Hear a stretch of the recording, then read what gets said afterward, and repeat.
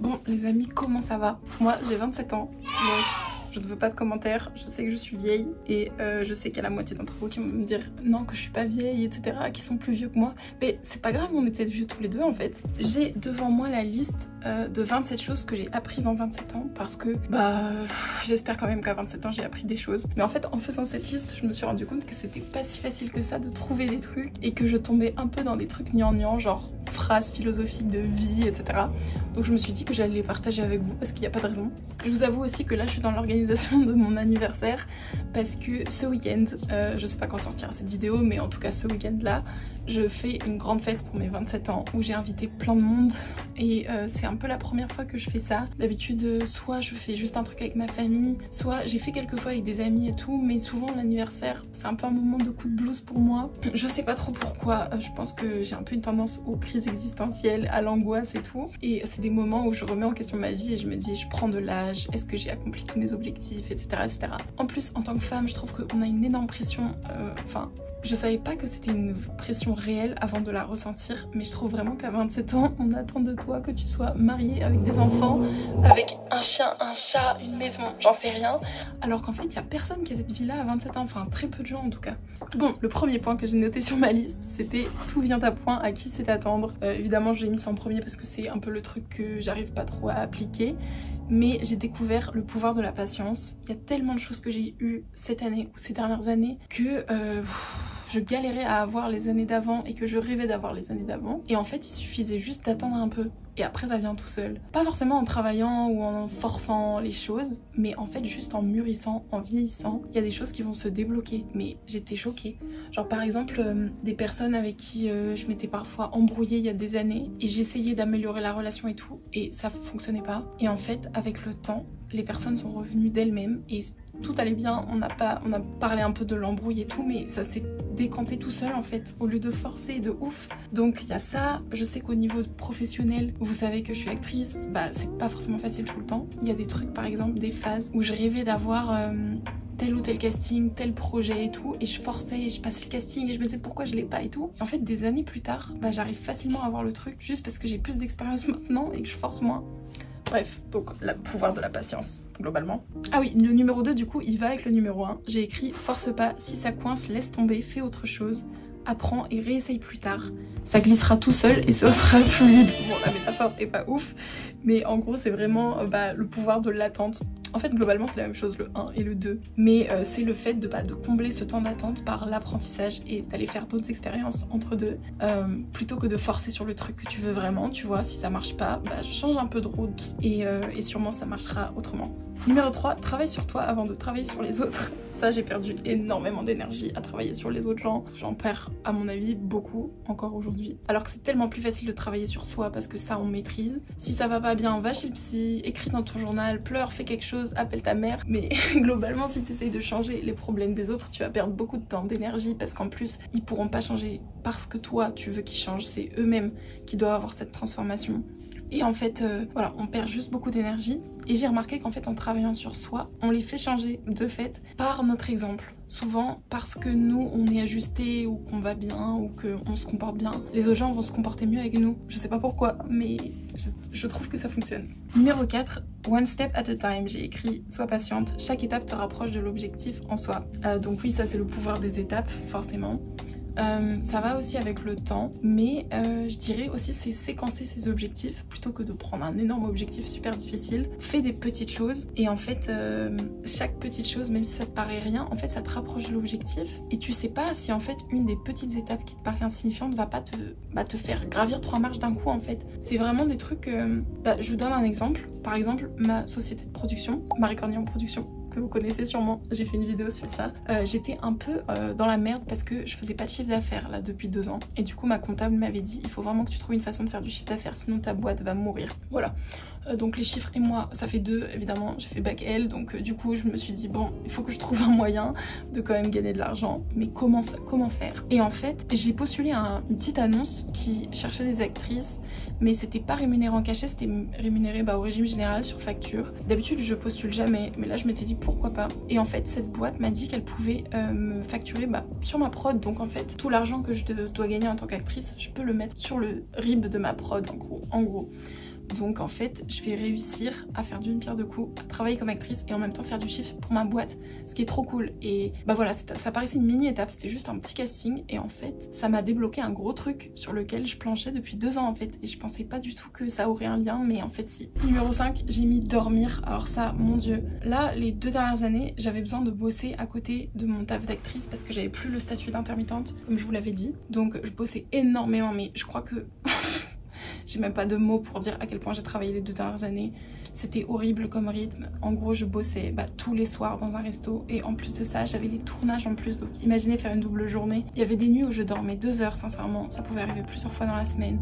Plus les castings. Parfois, j'avais un casting à 16 h et il fallait que je sois au resto à 17 h. Donc imaginez, en fait, tu te mets dans un personnage, t'es dedans et tout. Et ensuite, tu dois te déconnecter vite et genre partir à l'autre bout de Paris en métro avec mes affaires. J'étais encore dans le perso, dans le truc, et aller dans un resto. Enfin, voilà. J'ai kiffé travailler dans ce resto pour plein de raisons. Ça m'a appris beaucoup de choses. Je me suis fait des amis, etc. C'était un endroit que j'adorais, il n'y a pas de souci. Mais du coup, là, j'ai démissionné et je peux être actrice à temps plein parce que j'ai retrouvé mon statut d'intermittente du spectacle. Donc je vais enfin pouvoir dormir. Et là, ça fait une semaine, je vous avoue, que je dors un peu plus. Je dors 8 heures par nuit, ce qui pour moi c'était à peu près 2 nuits que je faisais avant.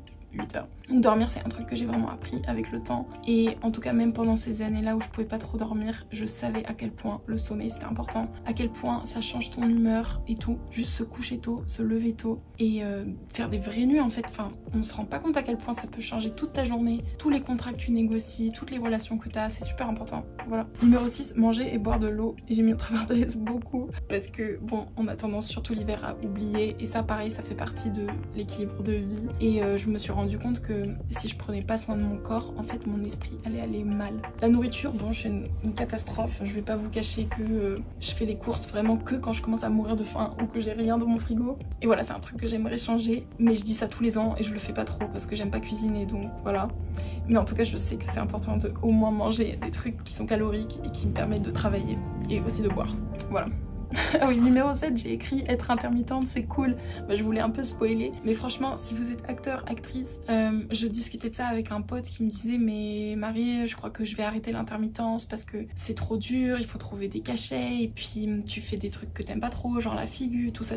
Et en fait, moi qui sors de 2 ans sans ce statut, je me rends compte de à quel point c'est un statut qui est trop bien. C'est... Enfin voilà, il n'y a pas de mots, genre si vous êtes un artiste, être intermittente du spectacle, c'est quand même... Alors oui, c'est relou, il faut faire 43 cachets, faut faire des tournages, il y a des trucs, peut-être des projets qui vont moins vous plaire que d'autres, mais quand même, c'est une liberté, ça permet de faire tout ce qu'on veut, d'être disponible pour aller faire des tournages à Nantes, là comme je viens d'avoir une proposition. En vrai, j'aurais pas pu faire ça si j'avais eu un CDI et tout, donc... Franchement, trop bien. Numéro 8, c'est pas grave de faire des erreurs, on répare et c'est ok. Savoir demander pardon. Enfin, j'ai fait beaucoup de conneries cette année, donc peut-être que le numéro 8, ça permet de me justifier et de réparer ça. Mais en fait, je me suis dit, après tout, c'est normal de faire des erreurs. Alors oui, je m'approche plus de la trentaine et j'ai plus 10 ans, donc en fait, quand on fait des erreurs, on doit répondre de ses actes quand on commence à être vraiment adulte, mais en même temps je me dis qui ne fait pas d'erreurs, même les vieux ils font des erreurs franchement. Donc moi j'ai appris à être bienveillante avec moi-même sur ça et à savoir demander pardon si vraiment j'ai déconné.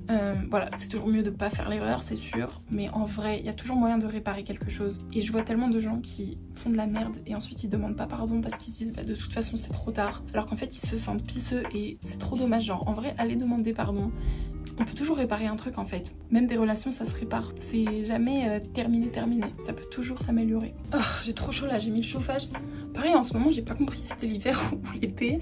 Donc je fais que crever de chaud. Numéro 9, savoir quand tu ne peux pas changer les autres.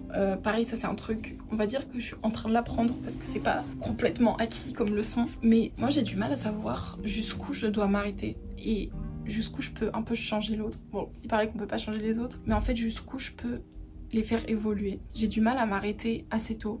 Je sais qu'il faudrait que je m'arrête plus tôt. Mais en gros, essayer de voir où l'autre en est et apprendre à abandonner plus vite si on voit que l'autre ne bouge pas en fait. Parce que moi j'ai perdu tellement de temps. Oh, c'était horrible. Cette année, j'ai perdu tellement de temps à essayer de faire changer des gens. Et voilà, c'est du temps que je récupérerai pas. Donc j'essaierai cette année de faire mieux sur ça. Mais en vrai, je sais pas comment on sait qu'on peut changer quelqu'un ou pas, comment on sait que la personne va évoluer ou pas. C'est un peu du domaine de l'intuition et en vrai, je trouve que c'est dur. Mais peut-être se résigner plus tôt, c'est une bonne idée parce que, bah en vrai, si la personne change, elle reviendra d'elle-même et elle évoluera d'elle-même. Numéro 10, j'ai noté les baskets en soirée. Bon, ça, c'est bizarre que je l'apprenne qu'à 27 ans, mais en vrai, les talons, c'était pas possible. Et j'ai découvert que quand tu mets des baskets, tu passes une meilleure soirée. Donc voilà, je vous ai fait vraiment une liste complètement aléatoire, mais j'ai noté ça. Numéro 11, le temps répare et améliore tout. Ça, le temps, c'est un truc de ouf parce que on n'y pense pas trop. En fait, quand on a un souci, souvent, on se repose sur trouver des solutions concrètes, appeler des gens, ouais, réfléchir à comment on va régler le truc, alors qu'en fait, parfois, il y a juste le temps. Et le temps, ça répare vraiment tout. Même les trucs, les blessures qui sont super profondes. Enfin, moi, je vois, bah là, à mon anniversaire, j'ai invité mes 2 parents qui se sont pas vus depuis plus de 10 ans, parce qu'ils ont divorcé il y a plus de 10 ans. Et c'était vraiment la guerre pendant des années, enfin, voilà. Et là, voilà, ça va être cool, ils sont apaisés, ils se sont même parlé.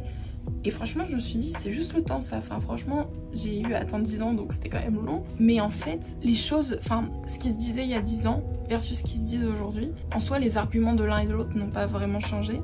Mais juste le fait qu'il se soit passé du temps, ça fait que tout le monde a les émotions plus en place et est capable d'être plus mature et tout. Et en vrai, c'est trop bien. Enfin, je me repose pas assez là-dessus et je sais que je devrais un peu plus et être plus patiente par rapport à ça, par rapport au temps que prennent les choses. Numéro 12.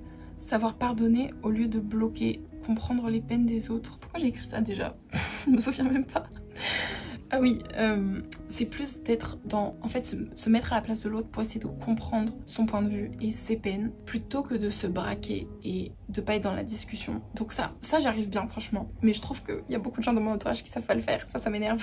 genre ils se braquent en fait et ils veulent pas communiquer. Et ça, je trouve que c'est un peu chiant. Alors qu'en fait, si tu te mets à la place de l'autre et que tu essaies de voir son point de vue en prenant en compte son contexte, qui il est, quel est son âge, quel est son sexe, quelle est sa famille, etc.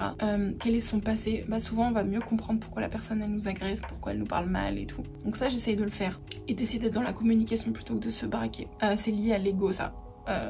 Je sais pas si j'en parle plus tard, mais le fait d'avoir moins d'ego, ça peut être utile parfois. Numéro 13, voyager moins mais mieux. Ah oui, ça c'est pas que d'un point de vue écologique, même si c'est aussi important, mais même je trouve faire moins de voyages, mais en mettre plus de budget dedans. Là par exemple, je suis allée à Vienne cet été, c'était trop bien, et l'hôtel était vraiment trop bien, enfin c'était assez cher, assez chic et tout. Je me serais jamais permis ça en temps normal, mais là comme j'avais pas voyagé de l'année, je m'étais dit bon bah je me fais plaisir, et en fait j'ai vraiment kiffé, et je trouve que ça peut être pas mal de faire un peu moins de voyages, mais de mieux le préparer et de se faire plus plaisir sur les plats, les hôtels et tout. Enfin bon, c'était une réflexion. Et puis en plus, écologiquement, c'est pas mal. Numéro 14, lire tous les jours. Bon, ça c'est un truc que j'ai bien fait cette année, je suis contente. Même si c'est pas tous les jours facile. Mais en fait, je me suis rendu compte que la lecture, c'était trop important. Bah, en fait, ça t'aide à développer ton cerveau. Ça t'aide à avoir du vocabulaire. Ça t'aide à mettre en forme des idées. Et même juste quand on parle aux gens, bah c'est super utile. Quand t'es quelqu'un de cultivé qui lit, tu vas avoir beaucoup plus de facilité à préparer tes arguments et tout. Ça permet aussi de pas être trop sur son écran et aussi surtout ça se perd en fait et ça c'est un peu triste. Il y a plein de gens qui sont que sur leur téléphone et j'en fais partie. Et du coup j'ai vraiment essayé cette année de reprendre la lecture tous les jours. Le truc c'est un peu de trouver une habitude qui soit facile à mettre en place et à garder. Moi je fais ça le matin avec mon petit déj, genre je lis un quart d'heure et je fais ça tous les jours. Et finalement même si c'est que un quart d'heure, bah en vrai c'est déjà pas mal. Numéro 15, j'ai mis faire les étirements tous les jours. En fait, j'ai passé un casting, enfin pour préparer un casting, il fallait que je fasse des étirements parce qu'en fait je savais pas faire le grand écart et c'était un rôle qui demandait ça. C'était pour jouer une danseuse qui savait faire le grand écart et tout. Donc je me suis mise à faire des étirements tous les jours et c'est un peu chiant, ça c'est vrai, mais je commence à avoir un peu de plaisir à le faire et en fait les matins où je le fais pas ou j'ai la flemme ou autre, je le sens dans mon cou que je suis pas étirée et tout. Donc ça c'est pas mal. En fait si vous avez pas le temps de faire du sport trop, déjà juste faire 5-10 minutes d'étirement, un peu stretching, quelques abdos et tout, en vrai ça peut pas faire de mal et ça te décoince le dos avant de commencer ta journée. Donc moi j'aime bien, j'ai commencé ça tous les jours. Numéro 16, équilibre pro-perso. Et j'ai mis entre parenthèses que j'ai pas du tout respecté. Oui, c'est vrai.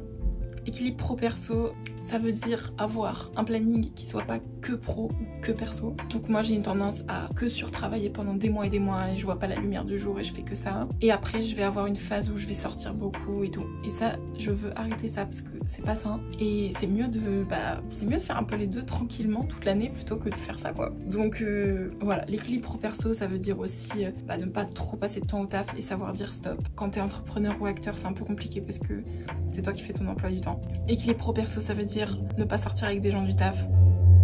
Voilà, c'est un truc que je retiens. Et que vous devez retenir sûrement, je pense. Enfin voilà, ça englobe plein de choses et j'espère mieux le respecter cette année. Numéro 17, avec le temps on s'en fiche un peu plus du regard des autres. Bah ça en fait oui, et je trouve que ça se fait aussi naturellement. C'est pas un truc forcément qui arrive quand on a 25 ans où on commence à s'en foutre du regard des autres, mais en vrai l'expérience fait que et l'âge aussi, naturellement on s'en fout un peu plus parce que on s'est rendu compte que en fait les autres, s'ils voulaient être vénères contre toi, ils allaient l'être et que ça allait pas forcément avoir un lien avec ce que toi t'as fait. Ça j'ai remarqué beaucoup. Et donc aussi avec l'âge, je trouve qu'on gagne en force et on gagne en maturité et on devient plus à même de se dire je vais pouvoir résister à une critique ou une réflexion de l'autre et en fait elle va pas vraiment me blesser comme elle aurait pu me blesser avant. Moi franchement maintenant les gens quand ils me critiquent ça me blesse moins. Je peux pas expliquer comment j'ai réussi à faire ça. Je crois que c'est juste en vieillissant et je pense que c'est le cas pour tout le monde. Donc en vrai c'est plutôt positif. Je me dis par rapport au fait que on va tous vieillir, je me dis si à 25 ans déjà on s'en fout plus du regard des autres, alors à 50 ans, 70 ans ce sera déjà beaucoup mieux.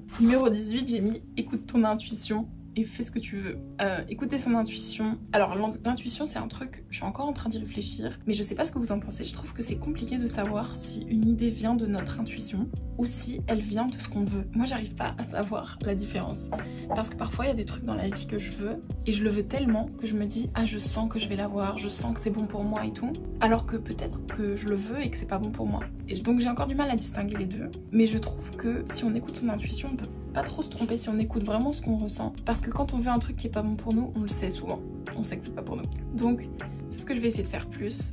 C'est écouter ce que je ressens sans trop me demander d'où ça vient, sans trop me poser de questions et essayer de modifier ce feeling. Juste essayer de le suivre un peu sans réfléchir. Voilà. Numéro 19. Renoncer à son ego parfois pour retourner vers les autres. Être la personne la plus mature. Et tant pis pour la fierté. Ça quand il y a un conflit, j'ai eu beaucoup de conflits cette année, je trouve que c'est compliqué parce qu'on a chacun un ego et on n'a pas envie d'être la personne qui va vers l'autre. En tout cas moi j'avais pas envie d'être la personne qui revenait. Et pourtant je l'ai beaucoup fait. Et j'ai dû le faire parce qu'en face de moi, j'avais des gens qui parfois étaient moins matures encore que moi. Je dis pas que je suis mature, mais ils l'étaient encore moins. Et du coup, en fait si je voulais une réconciliation, il allait falloir que je me bouge le cul et que ce soit moi qui le fasse. Donc je l'ai fait.